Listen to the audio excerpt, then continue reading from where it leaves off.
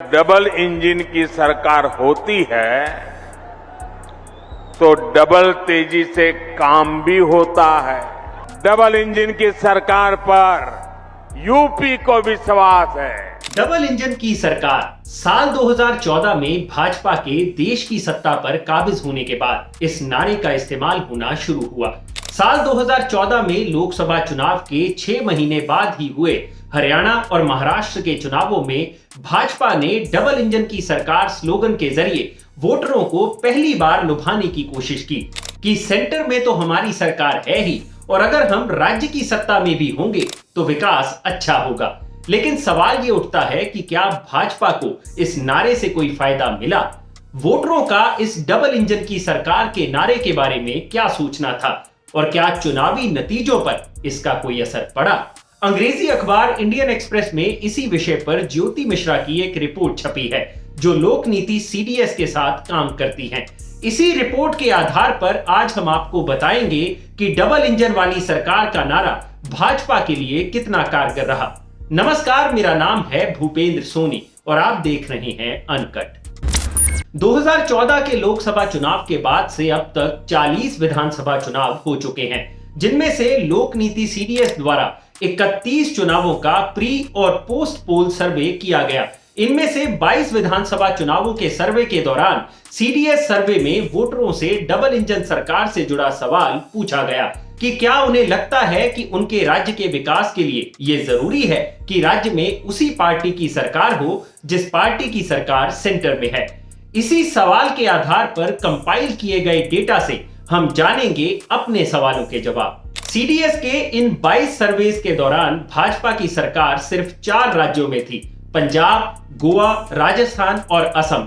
लेकिन जब चुनावों के नतीजे आए तो भाजपा और उसकी सहयोगी पार्टियों ने 12 राज्यों में सरकार बनाई, जिनमें गोवा और असम भी शामिल थे। लेकिन राजस्थान और पंजाब में पार्टी चुनाव हार गई और कांग्रेस की सरकार बनी। जिन राज्यों में भाजपा ने सरकार बनाई, सर्वे के आंकड़ों के मुताबिक उनमें से ज्यादातर राज्यों में डबल इंजन वाली सरकार के लिए लोगों का समर्थन काफी ज्यादा था, यानी कुल सहमत लोग 20% से ज्यादा थे। जबकि जीते हुए राज्यों में सिर्फ हिमाचल में लोग डबल इंजन वाली सरकार से बिल्कुल सहमत नहीं थे। वहां कुल सहमत लोग -21% थे। इसके लिए एक फॉर्मूले का इस्तेमाल किया गया जिसकी कैलकुलेशन कुछ इस तरह है। कितने लोग डबल इंजन की सरकार से सहमत हैं माइनस कितने लोग सहमत नहीं हैं इज इक्वल टू कुल सहमत। ये जो कुल सहमत वाला आंकड़ा है वही ऊपर अभी हमने आपको बताया। इस फॉर्मूले को हिमाचल को आधार बनाकर समझते हैं, जहां सहमत लोगों की संख्या थी महज 10%, असहमत लोग थे 31%, इज इक्वल टू कुल असहमत हो गए -21%। अगर हम 2014 की बात करें तो लोकसभा चुनावों के ऐन बाद हुए विधानसभा चुनावों में हरियाणा, महाराष्ट्र और झारखंड तीनों राज्यों में ज्यादातर लोगों का यह मानना था कि डबल इंजन की सरकार राज्य के लिए जरूरी है। इन तीनों राज्यों में भाजपा ने सरकार बनाई, लेकिन 2015 के दिल्ली चुनावों में 36% लोगों ने डबल इंजन वाली सरकार के आइडिया को नकार दिया और आम आदमी पार्टी ने भारी जीत दर्ज की। 2016 में 4 बड़े राज्यों में चुनाव हुए, पश्चिम बंगाल, असम, तमिलनाडु और केरल। अगर हम असम की बात करें तो वहां डबल इंजन सरकार से सहमत लोगों की संख्या सबसे ज्यादा थी। असम में 46% लोगों ने डबल इंजन सरकार से सहमति जताई थी और सिर्फ 7% इसके खिलाफ थे। और यही कारण रहा कि भाजपा ने पहली बार असम में सरकार बनाई। वहीं पश्चिम बंगाल की बात करें तो वहां 29% लोगों ने डबल इंजन सरकार से सहमति जताई और महज 6% इसके खिलाफ थे, जबकि 40% लोग ऐसे थे जिन्होंने इस सवाल का जवाब नहीं दिया। पश्चिम बंगाल में टीएमसी सत्ता में आई।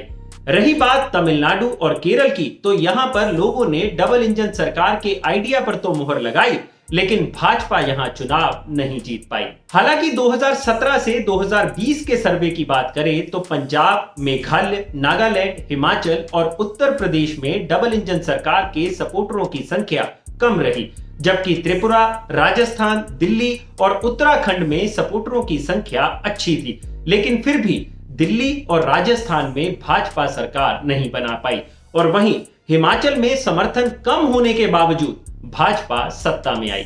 हालांकि इन सभी आंकड़ों को देखने के बाद एक बात तो साफ हो जाती है कि अगर हम हाल ही में हुए पश्चिम बंगाल, केरल, तमिलनाडु और असम के चुनावों के सर्वे को देखें तो डबल इंजन सरकार के लिए समर्थन कम होता दिखाई दे रहा है, क्योंकि इनमें से 3 राज्यों में असहमत लोगों की संख्या सहमत लोगों से ज्यादा है। अगर डबल इंजन सरकार के खिलाफ सबसे ज्यादा असहमति किन्हीं राज्यों में है तो वो है केरल, तमिलनाडु और पश्चिम बंगाल। और इन 3 राज्यों में 2016 के मुकाबले असहमति बड़ी ही है।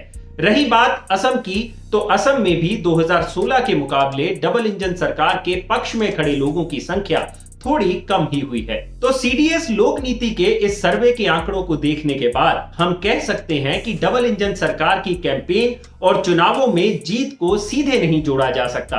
राज्यों में अपने मुद्दों पर ही चुनाव लड़े जाते हैं और परिणाम भी उसी मुताबिक रहते हैं।